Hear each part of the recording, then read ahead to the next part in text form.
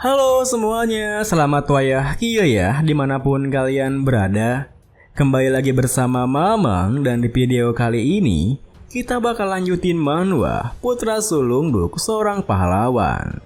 Kita masuk di part 28.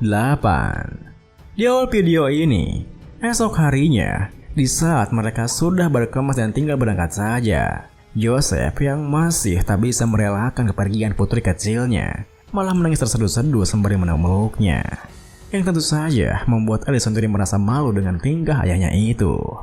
Ditambah lagi, bukan hanya Alice saja yang merasa malu, bahkan Pak Remus yang tak menduganya juga berkata, "Haha, Aden, maaf, aku tak bisa seperti itu sebagai seorang ayah." Mendengar hal itu, Aden yang bergidik ngeri pun membalas, tidak apa, aku pun tak mau ayah begitu. Tapi ayah, apa ayah yang menyiapkan kereta aneh ini? Pak Remus menggelengkan kepalanya menimpali. Tidak, aku juga baru lihat. Siapa yang... Namun, belum sempat Pak Remus menyelesaikan kalimatnya, Pak Gustav muncul di belakang Aden menyelanya. "Hah, saya sudah menunggu Anda untuk menanyakan itu, Tuan Muda Aden.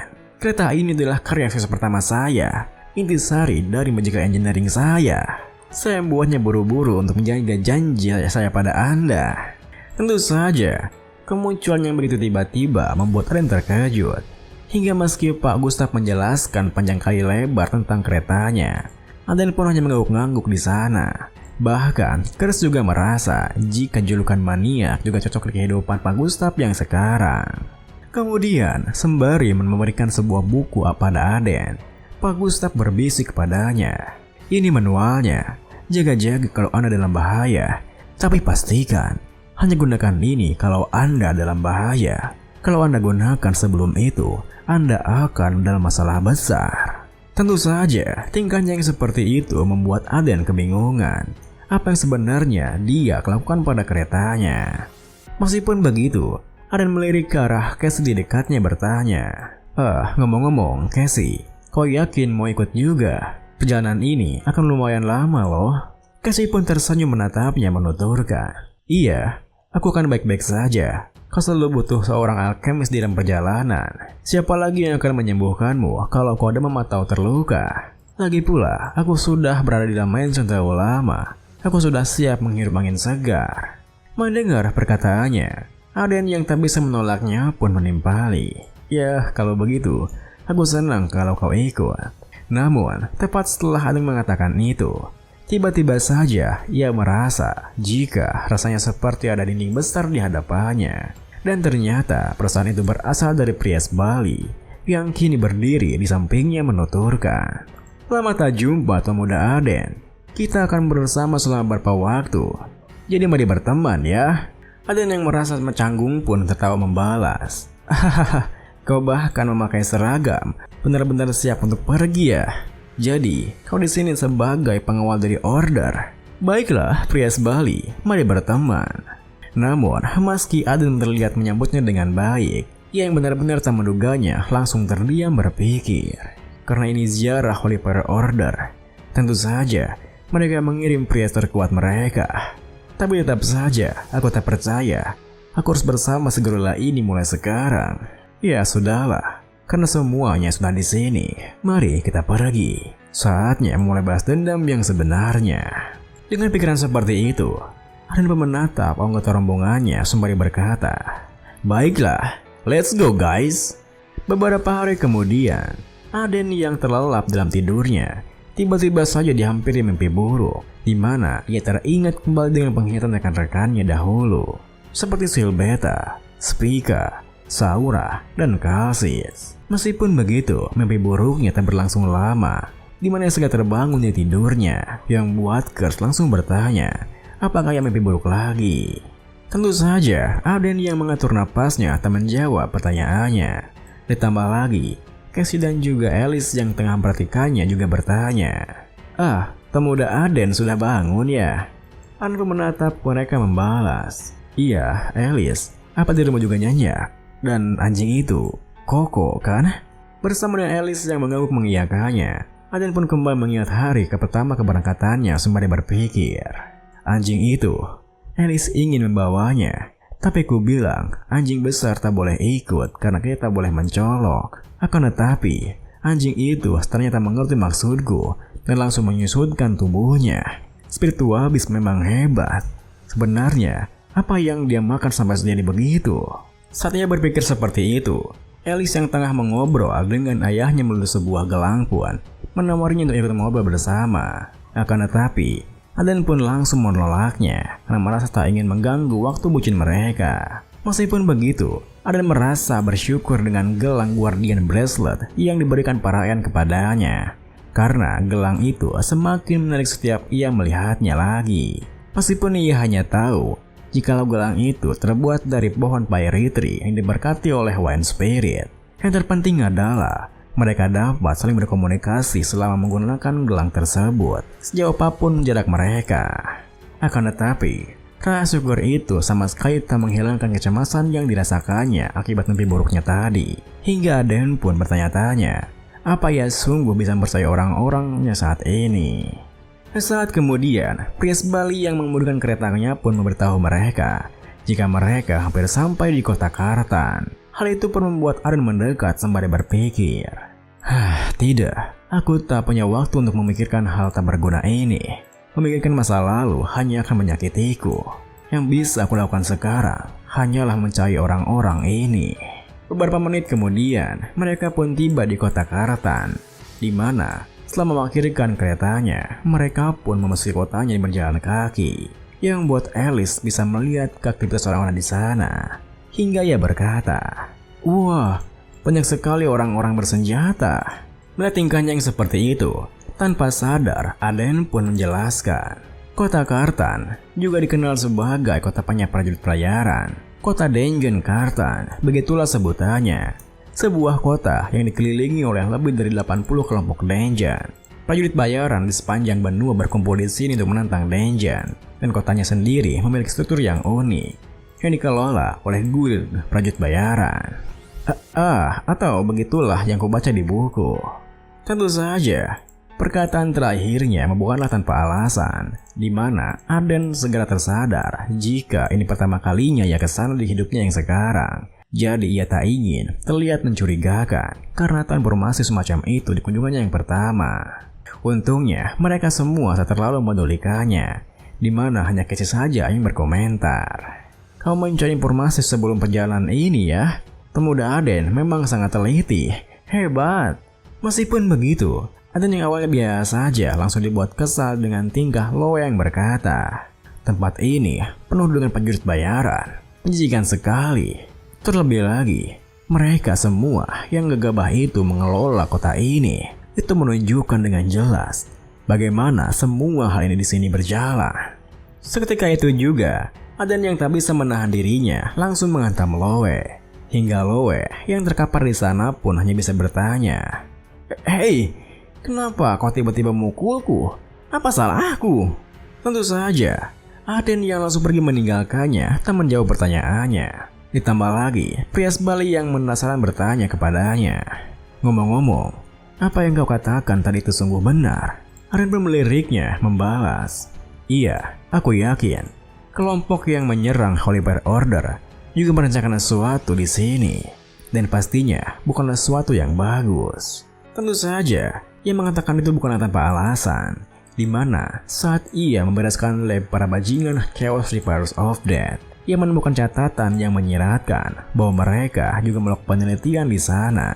Meskipun begitu, karena mereka mencatatnya dengan kurang jelas, Aden harus mencari informasi tentang chaos di sana bagaimanapun caranya. Lalu, Prince Bali sendiri yang sudah tak sabar untuk beraksi memberantas mereka pun berkata, "Hahaha, ini bagus. Aku kesal karena aku tak bisa melakukan apapun karena aku tertidur saat itu. Jadi, akan kugunakan kesempatan ini untuk melampiaskan amarah itu. Dan, apa rencana kita sekarang, Tuan Muda?" Ada yang merasa bersyukur karena untungnya sepihak dengan pria Bali membalas, "Ya, aku sudah memikirkannya." Tepat setelah mengatakan itu, Aden pun melanjutkan langkahnya sembari berpikir. Seorang prajurit bayaran, alaminya adalah seorang pengembara yang menganggap dunia ini adalah rumah dan mengumpulkan berbagai cerita di depan sepanjang benua. Artinya, kota ini adalah pusat dari hampir seluruh informasi. Jadi sekarang, kami akan pergi ke salah satu dari gua guild prajurit bayaran yang pada dasarnya mengendalikan kota ini, yaitu Guild Maedela, dan mencari tahu apa yang terjadi di sini. Kers yang tahu pikirannya pun bertanya, jadi ada guild lain juga? Lebih banyak lebih bagus bukan? Kenapa kita tidak periksa ke sana juga? Aden pun membalas, maksudmu guild Umbrah? Reputasi mereka abu-abu. Jadi aku tak yakin kita akan dapat informasi apapun di sana. Kers yang merasa heran menimpali. Kalau kau skeptis dengan mereka, kenapa tak pakai jaringan intelijen White Moon saja yang dipimpin oleh Nisheta Florence? Mereka akan bisa siap sedia untukmu. Aden pun melanjutkan, ya aku juga akan tanya mereka. Tapi orang-orang lokal kemungkinan lebih tahu soal kota mereka sendiri. Jadi informasi mereka seharusnya lebih akurat. Untuk menemui sang Guild Master, aku perlu menjadi seorang yang dia temui. Saat kemudian, mereka pun tiba di lobi Guild prajurit bayaran Maedela, di mana di sana ada begitu banyak prajurit bayaran yang tengah bercengkrama dengan grupnya masing-masing. Sudah ku bilang, aku menaklukkan dungeon goblin sendirian loh. Seseorang juga baru saja menyerbu dungeon kobold. You mau coba juga enggak? Melihat suasana di sana yang seperti itu, ada yang berjalan ke semeja resepsionisnya pun tersenyum berpikir, sudah cukup lama sejak aku merasakan familiaritas seperti ini. Dari bau apak guildnya sampai para prajurit bayaran yang ribut. Kemudian setibanya di depan meja resepsionis di sana, staf guildnya, sebut saja Neng Kanon Kacapanon, bertanya padanya, "Selamat datang di Guild Maedela. Apa yang bawa Anda kemari?" Aden pun menatapnya berkata, "Kami kemari untuk mendaftarkan diri sebagai prajurit bayaran." Sembari menyodorkan selembar kertas kepadanya, Neng Kanon membalas, "Baiklah, kalian berlima tak punya riwayat apapun dengan guild prajurit bayaran lainnya kan? Silakan isi formulir ini dengan informasi pribadi kalian semua di party Anda." Saat kemudian, setelah Aden mengisi formulirnya, Neng Kanon pun memberikannya 5 token sembari menjelaskan, "Pendaftaran prajurit bayaran kalian sudah selesai. Karena ini pendaftaran pertama, kalian akan mulai dengan token perunggu rang E. Tolong berhati-hati agar tak kehilangan token ID kalian." Mendengar penjelasannya, ada yang menatap token di tangannya pun berpikir, token prajurit bayaran rang E ya? Ini mengingatkanku saat aku baru mulai sebagai prajurit bayaran. Kers yang penasaran pun bertanya, "Tapi apa kau tak bisa langsung saja pergi ke guild masternya? Kenapa dapat repot mendaftar jadi prajurit bayaran segala?" Ada pun tersenyum menjelaskan, Marcus Maedela, prajurit bayaran rang S yang dikenal dengan julukan Silver Blade, sangatlah waspada. Jadi memang tak mudah untuk bertemu dengannya. Namun kalau ada prajurit bayaran pemula naik tingkat dengan sangat cepat, bahkan orang swaspada Marcus tak akan bisa menahan diri untuk tidak memanggilnya. Lalu saat ada yang berpikir seperti itu, Neng Kanon pun tersenyum menuturkan, "Sekali lagi, selamat telah bergabung dengan kami. Semoga jalan Anda dipenuhi koin emas dan peruntungan yang baik." Saat kemudian, Aden yang berniat menjalankan rencananya pun segera memasuki sebuah dungeon sarang kelinci, di mana pria Bali yang berjalan paling belakang melihat-lihat sekelilingnya berkata, "Ini agak membuatku cemas. Masuki dungeon untuk pertama kalinya." Mendengar hal itu, Aden yang berjalan paling depan pun meliriknya membalas, "Ini dungeon dengan rank paling rendah, jadi tak perlu begitu cemas." Namun, meskipun ia mengatakan itu, Aden juga merasa jika dungeon tetaplah dungeon, hingga ia harus berjaga-jaga, di mana dirinya meninggalkan Casey dan Koko untuk bertetap siaga di penginapan. Lalu, melihat tingkahnya yang seperti itu, Kers yang tahu niatnya pun bertanya, "Apa nih satu-satunya cara Dragon Slayer Ki?" Sembari melirik ke arah Alice yang di belakangnya yang tampak begitu riang, Aden menjelaskan, "Ya, kita nggak punya pilihan lain. Alice perlu mendapatkan pengalaman tempur yang nyata. Paling tidak, dia perlu belajar melindungi diri sendiri. Dengan rank rendah yang cocok untuk latihan seperti itu.